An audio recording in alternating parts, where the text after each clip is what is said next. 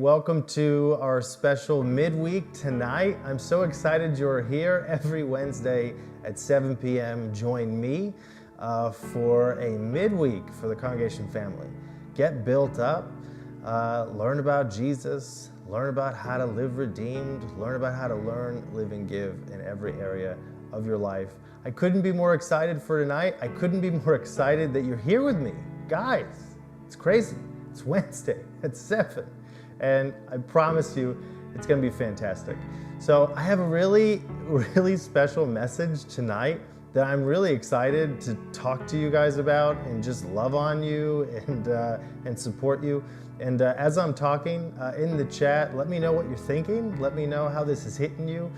I would love to kind of get what you guys are feeling. And so the title tonight is about how not to miss your moment. How not to miss your moment. I think it's so easy in life to get caught up with stuff. There's so many distractions everywhere. You know, I worked as a writer for a long time, and so one of the things that they tell you if you ever work in marketing or content strategy is that it takes 16 to 20 impressions for a person to notice an ad. And so when a company is trying to put out ads to get consumers and clients potentially to be interested in what they're doing, they will tell you that it takes 16 to 20 impressions. A person has to see an ad 16 to 20 times before they even notice it. That's crazy. And so on average, a person sees over 10,000 images in a week. Talk about distractions.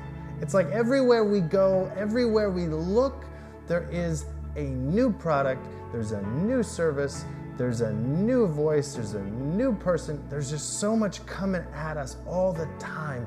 It's easy to miss our moments. And so that's what I want to talk about. How to say no to the distractions in life and how to say yes to the moments that God is performing in our lives. So there's a story in the New Testament about a man named Peter. You might not know who Peter is. A lot of you do. Peter is a very interesting guy. Peter was a disciple of Jesus, and he was one of Jesus' closest disciples. He was kind of, arguably, maybe the closest one.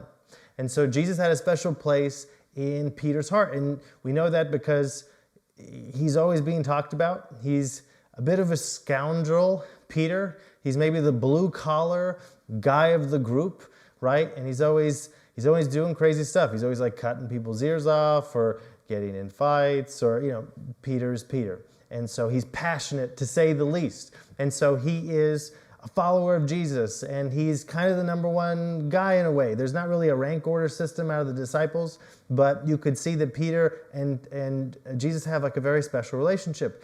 And so Peter is someone who is like gung-ho, like he is all in on this Jesus thing.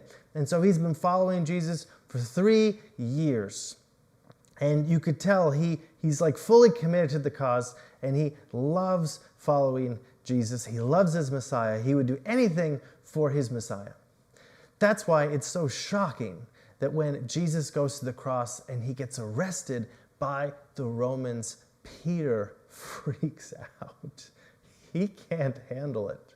And so he famously denies Jesus 3 times.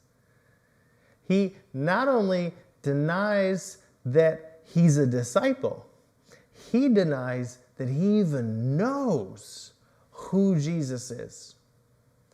So this man who is the closest disciple to Jesus, who is the most loyal disciple to Jesus, who had followed Jesus for 3 years, who promised Jesus the night before, during the Passover, the Last Supper. We've all seen the painting. Peter is there. He even tells Jesus then that he would never leave him, he would never forsake him, ever. This man denies Jesus 3 times. On the same day, Jesus is on the cross dying alone. And so Peter misses the moment. He completely abandons his Messiah, and he starts tail spinning, like so many of us do. You know, sometimes when we miss the moment in life, we know we missed a moment. Maybe it was a relationship where we were in a relationship and we kind of hit the eject button and it all blew up. And then we look back later and say, yeah, I think I missed that moment. Or maybe it was a job opportunity. Maybe you got an incredible job, but you couldn't handle it, right? Maybe you did something dumb and that blew up. And it's like, yeah, I really missed that opportunity. You know, or maybe it was a friendship. You had this incredible friendship, but then something happened and you got in a fight and it blew up. And you are left saying, man, I really miss that moment. You know, in life, we all miss moments. We all screw up. We all do things we never thought we would do. And we all have human moments. Why? Because we're human beings. And so part of what it means to be a human being is that we go through and deal with broken moments.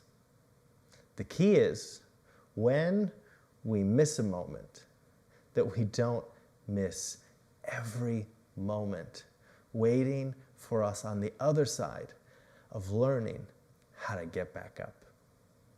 And so the rest of the story is amazing. So Jesus resurrects.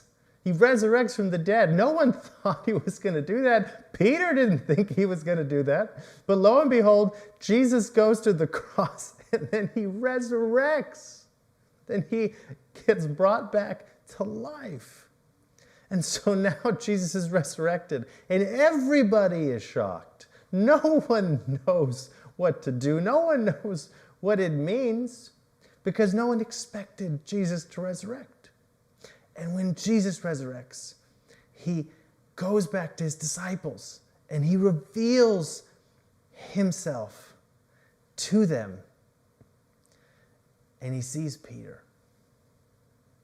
And he knows what Peter has done. And you can feel it in the story. You can feel the shame Peter's got. You could really feel that Peter knew he missed this moment big time. But Jesus is not going to let him miss the next moment.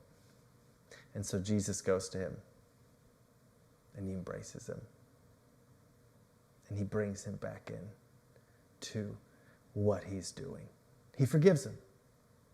And it's so interesting because even after this incredible moment of Jesus revealing himself to Peter in front of all the disciples and everyone knowing what Peter just did a chapter before, and then Jesus forgiving him and embracing him in light of the resurrection and all of these things that now Jesus is talking about God is going to do in and through this resurrection, the restoration of all creation now.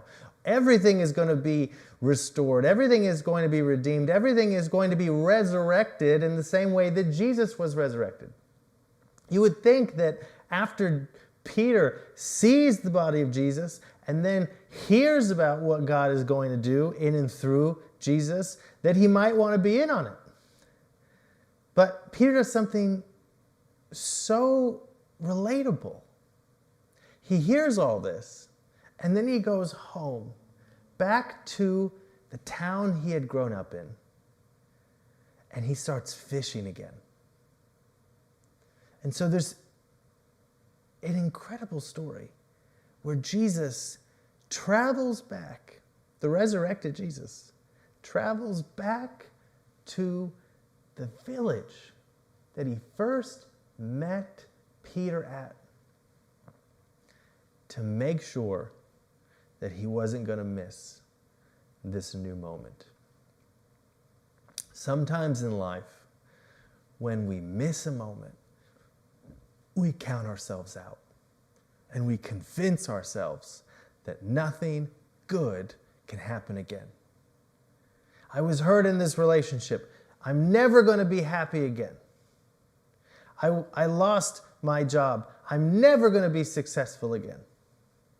right? I got a divorce. I'm never going to have my family life again. Whatever it is, I dealt with this, and that now means that I can't do this. And so Peter, like all of us, counted himself out because he had missed a moment. And so he goes back. He doesn't know what to do. He goes back to the place where everything started and goes back to fishing. After seeing the resurrected Jesus, he goes back to fishing, thinking, God can't do anything through me. Peter, the man who walked with Jesus for 3 years, the man who was one of his most loyal disciples, the man who was taught how to minister, how to pray for people, who learned at the feet of the best leader who have ever lived, he thinks that he has nothing to give? Jesus goes to Peter and he hangs out with him. He fishes with him. It's crazy. And then he makes food with him. And as a reader, you're reading the story and you're like, okay, like, what happens next? And as Jesus is sitting with Peter, he looks at Peter and he says, Peter, Jesus says this. He says, Peter, will you feed my sheep? And Peter goes, of course, Lord. Yeah, of course. I mean, my gosh, I followed you for 3 years. Why would I not? Of course, anything you need. And then Jesus says, Peter, will you feed my sheep? And Peter goes, of course. I just said I would, of course. I'm in the game, man. I said yes once. I can be called up again. And then Jesus waits again, and he says, Peter, will you feed my sheep? And at this point, you can hear Peter's not only frustrated, he's starting to get hurt by this. It's speaking to his soul because here's Jesus, his Messiah, this person, they've had a special connection. He's lived by this man and served this man and served the purposes of this man. And now this man is questioning him, his loyalty, his love for him. And Peter again says, of course. And you can just hear the brilliance in Jesus because he can see that Peter has counted himself out. And he is asking Peter, can you find it in yourself? Can you find it in yourself to let go so that you might say yes to me? I love this relationship between Peter and Jesus because Jesus had every reason not to be there, but he was there. The resurrected Jesus. Okay, guys, so Jesus resurrected. He's resurrected. He doesn't have to go back. He doesn't have to hang out with the same group of people. He's a resurrected Jesus. He can literally do and go wherever he wants. He could be with any person ever in the world at that moment. Yet he goes back to Peter's hometown to go get him. And you get this sense that Jesus is saying, I'm here. I am doing the work of my Father. I am resurrected, and I am going to resurrect everything else. We are in a moment. Peter, don't miss this moment. Don't miss what I am trying to invite you to. Don't miss what I'm trying to get you to be a part of. I'm Peter, I'm Jesus, I'm in front of you. I tracked you down. I am restoring everything that has ever been broken. And I want you, Peter, to be a part of it. And I don't just want you to be a part of it. I'm going to start with you. I'm going to put back the broken pieces of your life, and then I'm going to give you my Spirit. The same Spirit that resurrected me from the dead is the same Spirit I'm going to empower you with. And I am asking you to say yes to this moment. And all of that is in those three questions that Jesus is asking Peter. Will you feed my sheep? Peter, we all have moments we've missed. It's okay. I forgive you. But please, don't let that mean you're going to miss this. And so today I want to encourage you that there is a new moment on your horizon, that God is doing a new thing in your life. God is restoring you in a way that you can't even see yet. He is redeeming you to a place that you haven't reached yet. And you can't articulate it because you haven't gotten there yet. But God is the author and the finisher of your faith. He is the great God who defeated sin and death. He is the God who is restoring all things. And that God is now in front of you. And he's saying, don't miss this moment. Don't miss having a relationship with me. Don't miss serving alongside of me. Don't miss what we're going to do in and through God's redeemed people. Don't miss the restoration. Don't miss the redemption. Don't miss the salvation. Don't miss all the things that God is going to do. And certainly don't miss it because you're counting yourself out.